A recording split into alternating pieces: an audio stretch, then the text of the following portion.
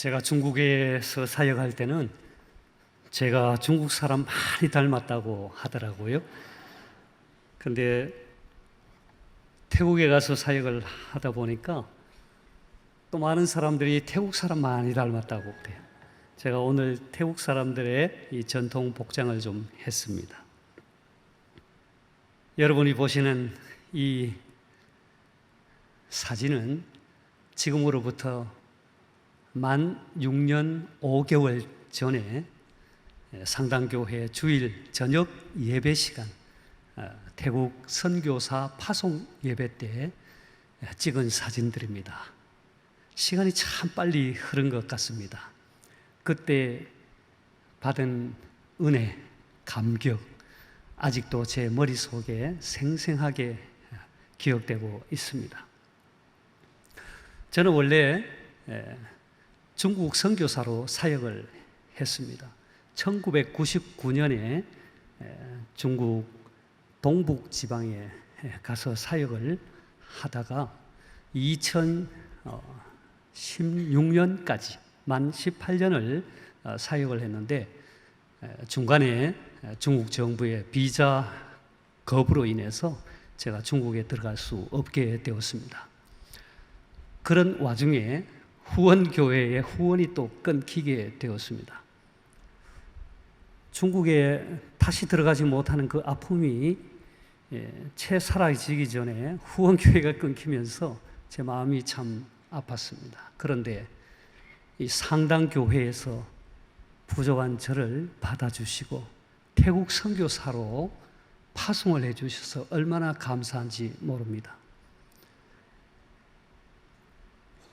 이 사진은, 왼쪽에 보이는 저희 가족 사진은 2017년 3월 5일 파송 예배 드리기 전 하루 전 3월 4일에 찍은 사진입니다. 그때 최홍식 장로님께서 찍어주셨는데 얼마나 감사한지 모릅니다. 오른쪽에 있는 사진은 태국에 나가서 생활하면서 작년에 주태 한인 선교사 가족 수련회 때 저렇게 사진을 찍어 주셨습니다. 그래서 제가 이 사진을 여러분들에게 보여드리는 것은 오늘 이 자리를 빌어서 저희 가족을 대표해서 저희를 태국 선교사로 중국에 들어가지 못할 때 그 중국 선교 사역을 계속할 수 있도록, 그리고 또 후원을 해 주신 우리 상당교회 담임 목사님과 당회 모든 장로님들 그리고 온 성도님들께 감사를 드립니다. 중국에 들어가지 못할 때 저는 중국 선교가 끝난 줄 알았습니다. 그러나 하나님께서는 하나님 당신의 그 일을 위하여 새로운 길을 준비하고 계셨습니다. 2017년 3월 5일에 파송 예배를 드리고 3월 7일에 태국으로 들어갔습니다. 그리고 12일 주일에 교회 부임 인사를 하고 26일에 바로 중국어 예배가 시작되었는데, 이 교회는 태국 제3 장로교회, 올해 역사가 127년이 되는 긴 역사를 가진 아주 참 귀한 교회입니다. 세례교인이 1,500명 되고요. 교회가 두 곳의 학교를 운영하는 아주 참 귀한 교회입니다. 이곳에서 저는 중국어 사역을 하게 되는데, 이 교회가 중국어 예배를 드리기 위해서 제가 가기 전 4년 전부터 이 예배 사역을 위해서 목사님을 물색하고 있었답니다. 기도하고 있었답니다. 그런데 태국에도 중국어를 잘하는 분이 많고, 또 홍콩이나 싱가포르나 아니면 대만이나 중국에 많은 사역자들이 있음에도 불구하고 한국인 선교사가 태국에서 중국어 사역을 할 수 있도록 인도하시는 이 하나님의 손길을 보면 얼마나 감사한지 모릅니다. 저는 그곳에서 중국어 예배 사역을 함과 동시에 또한 태국어를 익혀서 우리 담임 목사님 말씀하신 것처럼 태국 선교 사역도 이 사팔르왕 교회와 함께 감당하고 있습니다. 여러분, 저기 보면 실로암 성가대가 입고 있는 저희 중국어 예배의 성가대입니다. 그 가운이 좀 익숙치 않습니까? 상당교회에서 보내주신 가운입니다. 우리 성도들이 얼마나 좋아하는지 모릅니다. 사랑하는 여러분, 저는 오늘 여러분들과 함께 때를 얻든지 못 얻든지라는 제목의 말씀으로 함께 하나님의 은혜를 나누고자 합니다. 사도 바울은 위대한 복음 전도자였습니다. 그리고 그는 위대한 선교사였습니다. 사도 바울은 탁월한 복음의 변증가이자 또한 저술가였습니다. 신약 성경 27권 가운데 거의 절반에 달하는 책을 기록했습니다. 오늘 본문이 기록된 이 디모데 후서 역시 사도 바울이 복음을 전하다가 제2차로 로마 감옥에 갇혀서 기록했던 말씀입니다. 그런 책입니다. 사도 바울은 자신의 죽음을 예견하면서 사랑하는 아들, 곧 믿음 안에서 참 아들 된 디모데에게 이 편지를 썼습니다. 이것은 마치 유언과도 같은 부탁의 말씀입니다. 이 말씀은 디모데에게만 주어진 말씀이 아니라 오늘 저와 여러분을 포함한 오늘 모든 그리스도인들에게 동일하게 주시는 말씀입니다. 특별히 오늘 단기 선교를 위해서 이제 파송 예배를 드리는 김철민 선교사님에게 주시는 동일한 말씀이기도 합니다. 제가 담임 목사님과 짧게 대화를 나누는 중에 우리 김철민 단기 선교사님은 저는 잘 모릅니다. 아직 만난 적이 없는데 얘기를 들어보니까 제가 오랫동안 선교사로 헌신하고 또 선교사로 사역하면서 교회와 선교사와의 관계에 있어서 가장 좋은 모델은 어떤 모델일까 생각할 때 바로 이 김철민 선교사님과 상당교회와의 이 관계가 그런 것이 되지 않겠나 이런 생각을 해봅니다. 그것은 저는 일찍부터 선교사도 선교 조기 교육이 필요하다. 그래서 교인들 중에 어린이에서부터 어른의 이 젊은 청년들에 이르기까지 선교에 일찍부터 헌신된 사람들을 교회가 발굴하고 또 지원해서 신학교를 보내고 또 그 교회가 파송한 선교사님 계신 곳으로 보내서 일찍부터 그 선교 현지에 적응하고 또 그 언어를 배우고 그렇게 하면 나중에 그 선교사님의 대를 이어서 사역한다고 할 때 여러 면에서 참 유익하지 않겠나 이런 생각을 했는데 오늘 목사님을 통해서 들어보니까 이 김철민 단기 선교사님이 다 그런 케이스더라고요. 그런 면에서 참 상당교회는 상당히 좋은 교회입니다. 사도 바울은 오늘 말씀 1절에서 이렇게 말합니다. 우리 같이 한번 읽어보겠습니다. 하나님 앞과 살아있는 자와 죽은 자를 심판하실 그리스도 예수 앞에서 그가 나타나실 것과 그의 나라를 두고 엄히 명하노니. 이 말은 사도 바울 자신의 부탁이 얼마나 중요하다는 것을 강조하고 있는 것입니다. 사도 바울은 지금 순교당할 아주 절박한 상황에 처해 있습니다. 하지만 그는 결코 죽음을 두려워하지 않았습니다. 오히려 그는 자신이 사도로 부름을 받고 생명을 바쳐 전해왔던 복음 전파의 사명을 어떻게 하면 멈추지 않고 계속하여 완성할 수 있을 것인가에 대한 생각으로 가득했습니다. 그래서 그는 믿음의 아들이자 후계자라고 할 수 있는 이 디모데에게 부탁을 한 것입니다. 한국어 성경은 엄히 명하노니 했습니다. 중국어 성경을 보면 간절히 부탁한다 이렇게 번역하고 있습니다. 태국어 성경을 보니까 신신당부한다 이런 의미로 번역하고 있습니다. 사도 바울이 디모데에게 간절히 부탁한 그 내용은 구체적으로 무엇일까요? 우리 함께 2절의 말씀을 같이 읽어보도록 하겠습니다. 너는 말씀을 전파하라. 때를 얻든지 못 얻든지 항상 힘쓰라. 범사의 오래 참음과 가르침으로 경책하며 경계하며 권하라.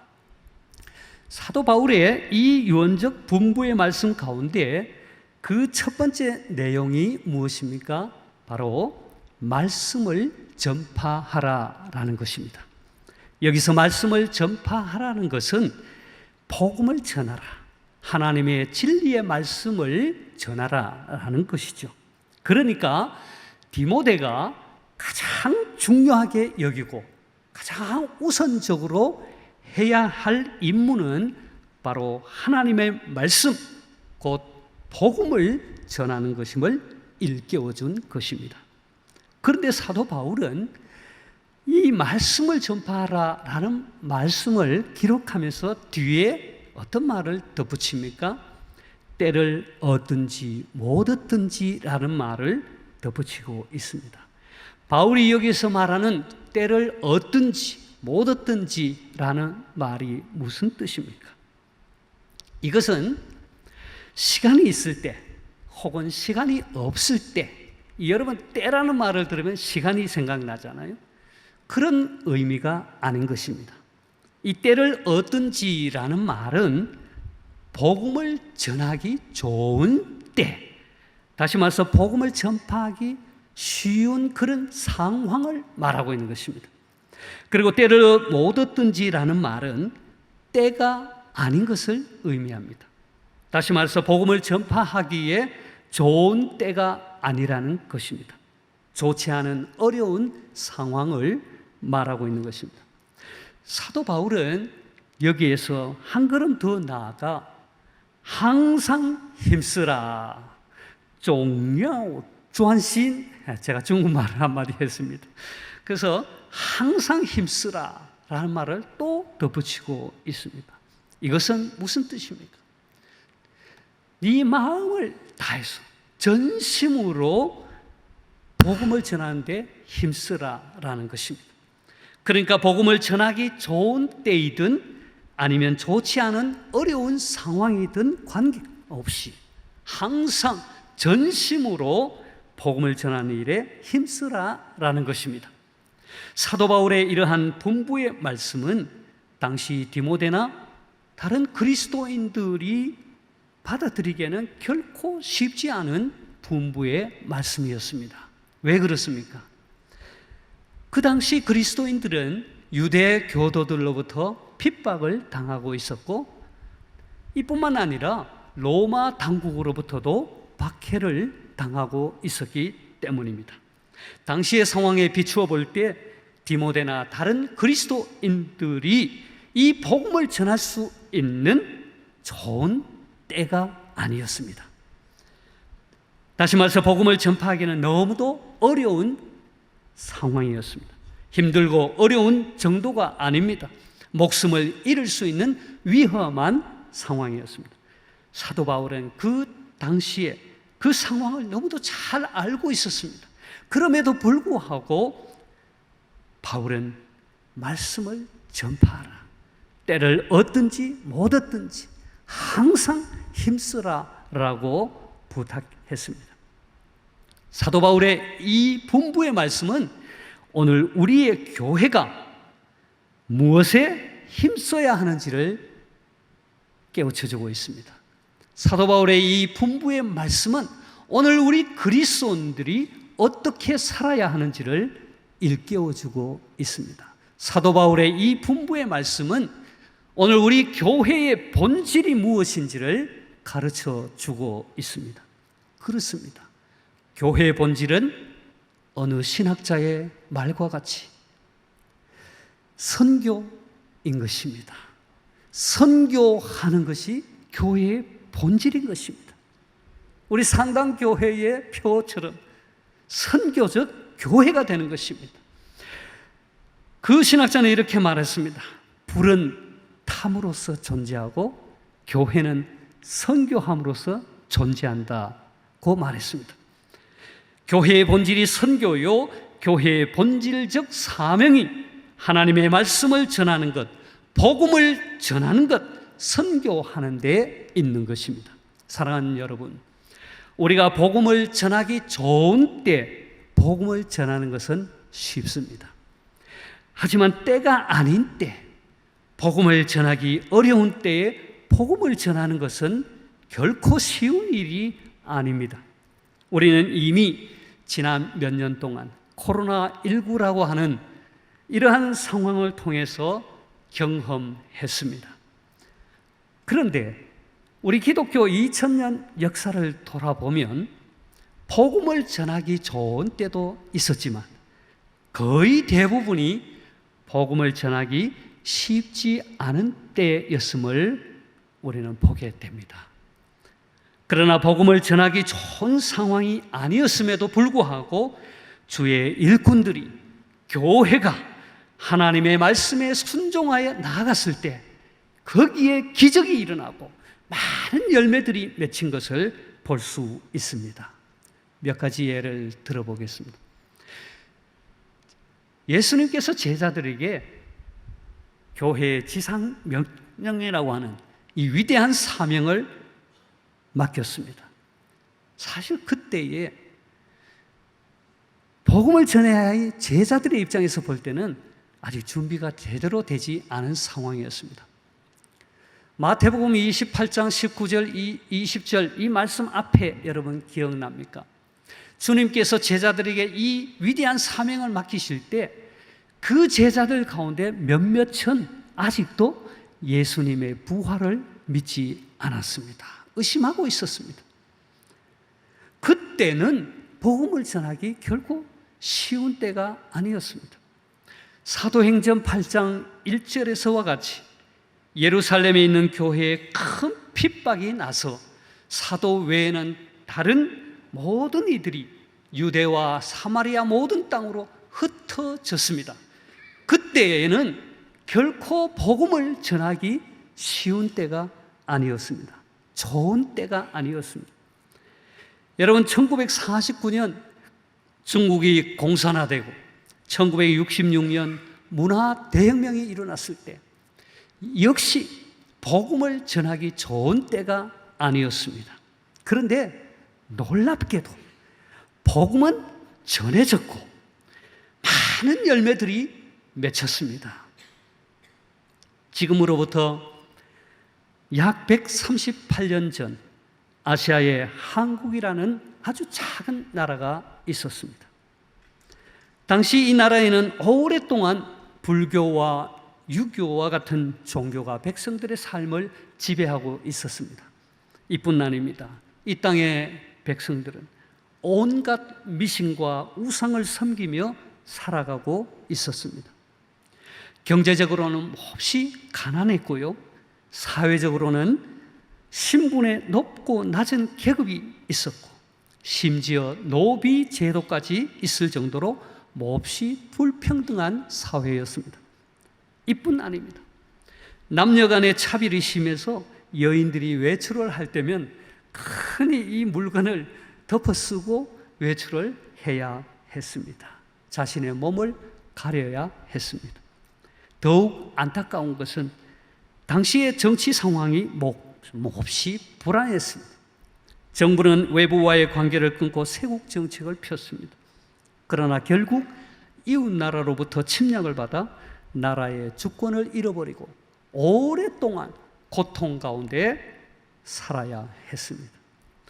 이렇게 고통과 절망 가운데 살아가는 백성들에게 하나님의 긍휼이 임했습니다. 새벽에 돋는 해가 위로부터 이 백성들에게 임한 것입니다. 어둠과 죽음의 그늘 아래에서 살아가는 이 백성들에게 그 빛이 비친 것입니다. 이 빛은 곧 복음의 빛이요, 생명을 살리는 말씀의 빛이었고 구원의 빛이었습니다. 복음을 전하기 매우 어려운 그때에 선교하기에는 적절하지 않은 그때에 하나님께서는 선교사들을 통해 복음의 씨앗을 이 땅에 뿌린 것입니다. 젊고 유능한 많은 선교사들이 땅 끝까지 이르러 내 증인이 되리라고 분부하신 이 주님의 말씀에 순종하여 이 나라에 들어와 복음을 전했던 것입니다. 복음을 들은 백성들 역시 열심을 다해 복음을 전했습니다. 또 복음을 믿었습니다. 그리고 그들은 열심히 이 생명의 말씀을 전하는 데 힘썼습니다. 물론 그 당시에 그들이 복음을 전하기에는 너무도 어려움이 많았습니다. 복음을 전하기에는 적절하지 않은 때였습니다. 그들은 가족들로부터 배척을 받았습니다. 사회적으로 고립되었습니다. 심지어 복음을 전함으로 감옥을 가고 목숨을 잃기도 했습니다. 하지만 그들은 목숨을 걸고 복음을 전했습니다. 신학교를 세우고 일꾼들을 양성했습니다. 여러분이 보시는 이 사진은 평양의 신학교, 오늘 우리 장로의 신학대학교의 전신이기도 하고, 저기에 7분은 최초로 목사님이 되신 7인 목사님, 이 평양신학교를 졸업한 목사님들입니다. 길선주 목사님을 비롯해서 7분의 목사님들이 저 신학교를 공부했습니다. 그리고 곳곳에 교회를 세우기 시작했습니다. 열심히 믿고 열심히 복음을 전했습니다. 심지어 복음의 씨앗이 그 땅에 뿌려진 지 얼마 되지 않아 그들은 복음의 빚을 갚기 위해 중국과 러시아 그리고 일본과 같은 이웃 나라로 선교사를 파송하였습니다. 여러분, 저 사진은 우리나라 최초 산동 선교를 감당했던 몇몇 선교사님 중에 한 분인 방효원 선교사님, 그의 아들이 방지일 목사님, 우리가 잘 아는 그 선교사님입니다. 그 일가족의 사진입니다. 여러분, 그때 상황은 결코 복음을 전하기 좋은 때가 아니었습니다. 그럼에도 불구하고 우리 믿음의 선조들, 한국교회는 전심으로 복음을 전했습니다. 당시 그 땅에서 선교하셨던 이 마포 삼열 선교사님의 그 고백은 이를 잘 증명해 주고 있습니다. 마포 삼열 목사님은 미국에서 오신 선교사님입니다. 우리 장로회 신학대학교의 초대 학장이기도 하시죠. 이분이 1910년 영국 에딘버러에서 열린 제1차 세계 선교사 대회에서 그 당시 이 땅에서 사역하셨던 그 선교 사역을 사례 발표를 하십니다. 그분의 그 사역의 여러 자료들을 한국 교회가 번역을 했는데 제가 여기에 아주 귀한 글귀를 찾았습니다. 이분이 하신 말씀 중에 일부를 제가 발췌를 해왔습니다. 우리 같이 한번 읽어보면 좋겠습니다. 보잘것없고 멸시를 당하며 이웃나라에 예속되어 부끄러움을 당하는 한국을 통해 모든 극동 지역에 풍성한 영적 축복을 가져다 주고 한국을 열국 가운데 하나의 정치적 강대국이 아니라 하나의 영적 강대국으로 삼으심으로써 그의 권능을 드러내시는 것이 하나님께는 불가능한 일이 아니다. 할렐루야. 여러분, 이 마포 삼열 선교사님께서 100년 전에 이렇게 예언적인 말씀을 하셨는데 그 후 100년이 지난 오늘 우리 한국 교회는 어떻습니까? 한국은 어떠한 나라가 되었습니까? 한국은 지금 전 세계 230개국 가운데 여러분, 제가 몇 가지 이 도표를 가지고 왔는데 경제 순위가요 전 세계 10위 안팎을 차지하고 있습니다. 세계 무역 규모가 6위를 차지하고 있습니다. 이렇게 작은 나라가요 전 세계 230개국 가운데 10위 차지한다는 이 놀라운 일입니다. 여러분, 이 경제적 수준뿐만 아니라 이러한 스포츠계에도요, 2004년 월드컵 4강에 이르기도 하고요, 이 손흥민 선수가 얼마나 이렇게 국가의 위상을 높여주고 있는지 모릅니다. 이뿐만 아닙니다. 골프라든지 또 피겨라든지 BTS와 같은 K-팝이라든지 세계적으로 이 한류에 큰 영향을 미치고 있는 것입니다. 특별히 오늘날 한국은 이 100년 전 마포 삼열 선교사님의 그 말씀처럼 영적 강대국이 되었습니다. 여러분, 지금 통계를 보면 2022년 현재 한국 개신교 이 신자 수가 국내 인구의 20%를 차지한다고 합니다. 물론 이게 정확한지는 알 수 없지만 전체 총 1031만 8,532명이라고 합니다.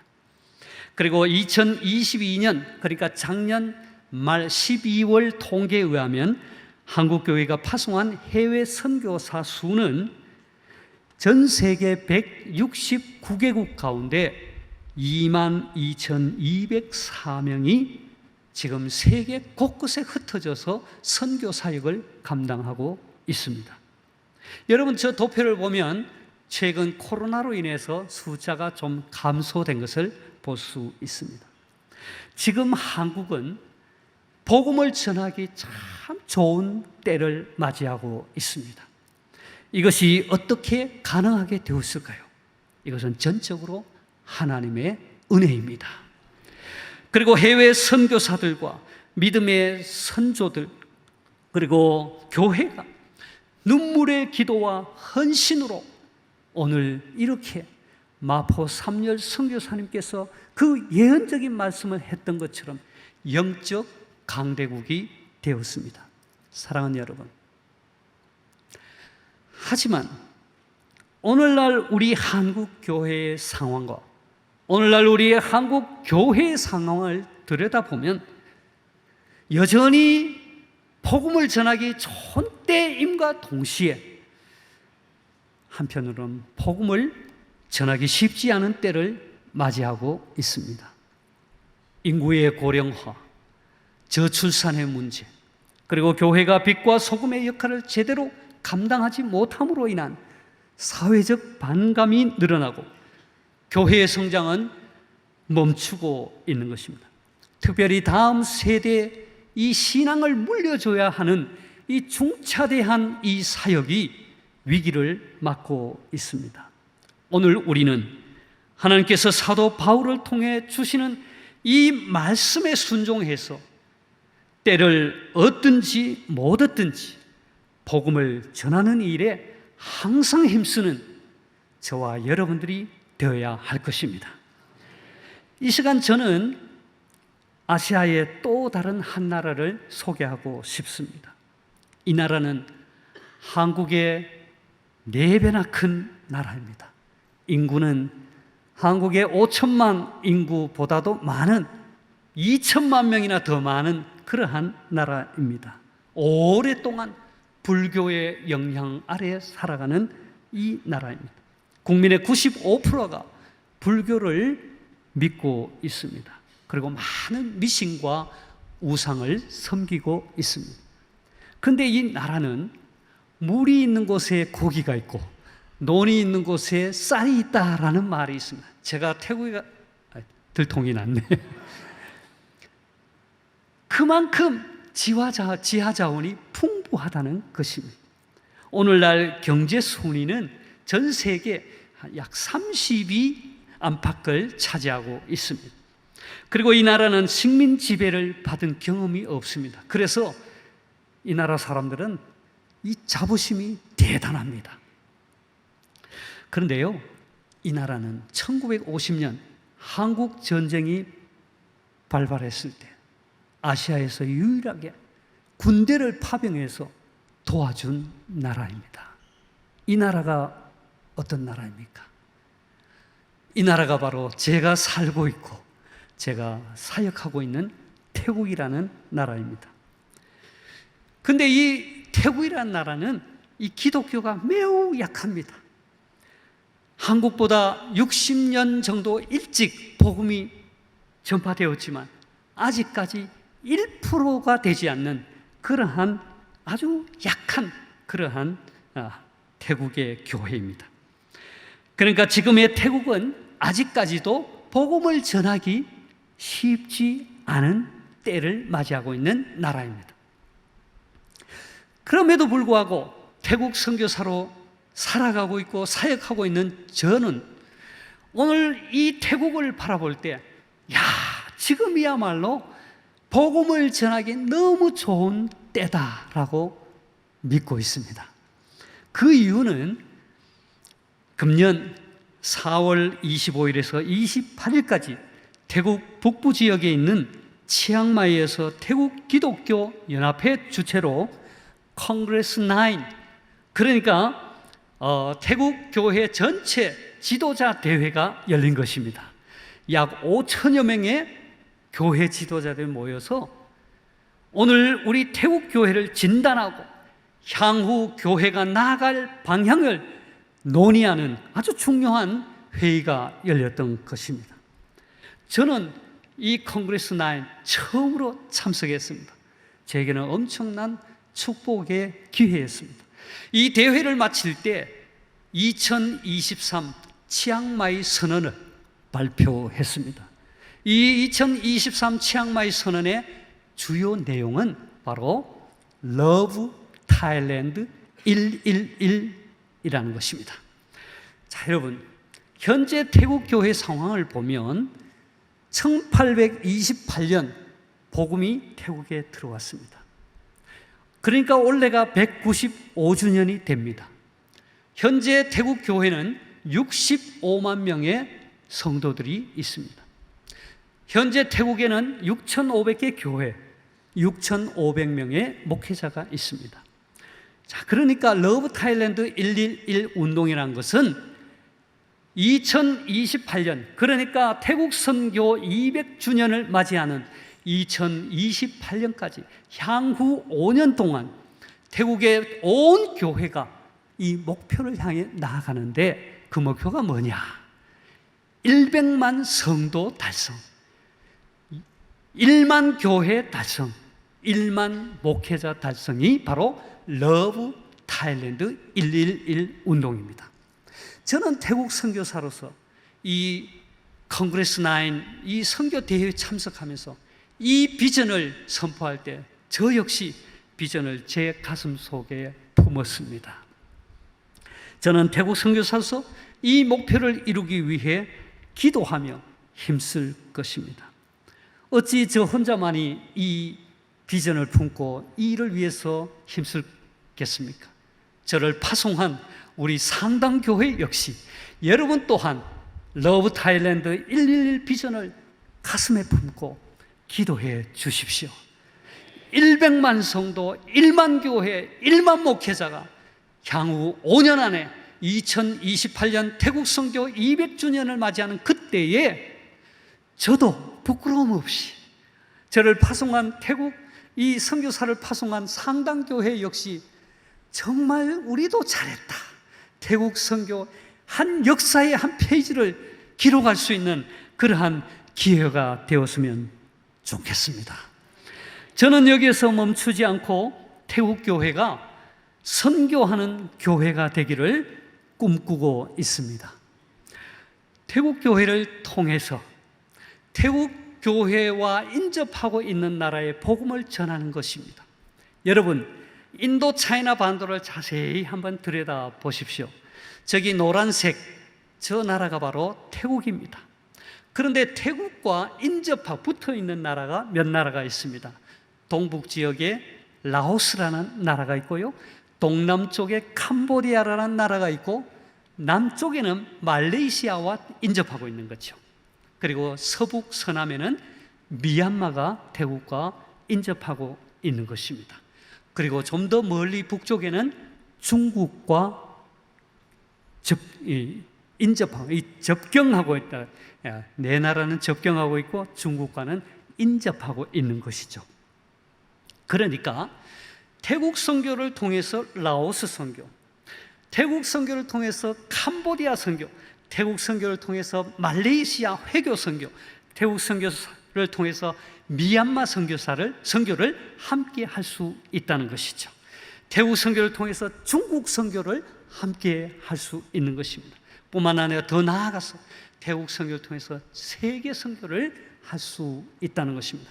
저는 태국 교회가 지금은 비록 약하지만 태국 교회가 더욱더 부흥하고 성장해서 선교하는 태국 교회가 되기를 꿈꾸고 있는 것입니다. 저는 이번 안식년을 맞이하여서 러브 타일랜드 111 이 비전을, 그리고 선교 태국이라고 하는 이 비전을 가슴에 품고 어떻게 하면 구체적으로 실행할 수 있을까? 그래서 저 남은 안식년의 이 기간을 저는 2017년 3월에 가자마자 바로 중국어 예배를 시작해서 매주일 저희 교회를 벗어나지를 못했어요. 그래서 태국 교회가 어떤지 잘 몰라요. 그래서 이번 안식년 동안에는 많은 태국 교회를 방문하고 태국 동서남북 많은 지역을 답사해서 여러분들이 단기 선교로 오실 수 있도록, 여러분이 라오스의 선교에 관심이 있다면 동북 지역, 미얀마에 관심이 있다면 태국 접경하고 있는 미얀마 접경하고 있는 그 지역에, 말레이시아에 관심이 있다면 남쪽에, 그래서 저와 여러분들이 함께 태국 전역을 밟으면서 아울리치하면서 그곳에 교회를 세우고 그곳에 일꾼을 양성하고 그곳에 세계 선교를 감당할 그러한 센터를 세울 수 있는 그러한 일을 위해서 제가 안식년 동안에 열심히 다닐 것입니다. 바라기는 우리 상당교회에서 태국 교회를 위해서 러브 타일랜드 112 운동뿐만 아니라 더 나아가서 태국 교회가 선교하는 그러한 교회가 될 수 있도록 기도해 주시면 감사하겠습니다. 사랑하는 여러분, 하나님께서는 오늘도 사도 바울을 통하여 우리 각 성도들에게, 그리고 여러분에게 우리 상당교회에 말씀하십니다. 하나님 앞과 산자와 죽은 자를 심판하실 그리스도 예수 앞에서 그의 나타나실 것과 그의 나라를 두고 엄히 명하노니 너는 말씀을 전파하라. 때를 얻든지 못 얻든지 항상 힘쓰라. 오늘 이 말씀이 여러분들의 마음에 새겨지고, 특별히 오늘 단기 선교를 가고자 하는 이 파송 예배에 우리 김철민 선교사님 가슴 속에도 새겨져서 때를 얻든지 못 얻든지 복음 전파에 힘쓰는 우리 선교사님이 되시고 또 우리 교회가 되었으면 좋겠습니다. 기도하겠습니다. 하나님 아버지, 감사합니다. 부족한 종을, 저희 가정을 이렇게 받아주시고 태국 선교사로 보내어 주실 뿐만 아니라 늘 기도로, 물질로, 사랑으로 후원해 주신 우리 상당교회를 축복하여 주옵소서. 하나님 아버지, 태국 교회를 위해서 우리 모두가 기도하게 하옵소서.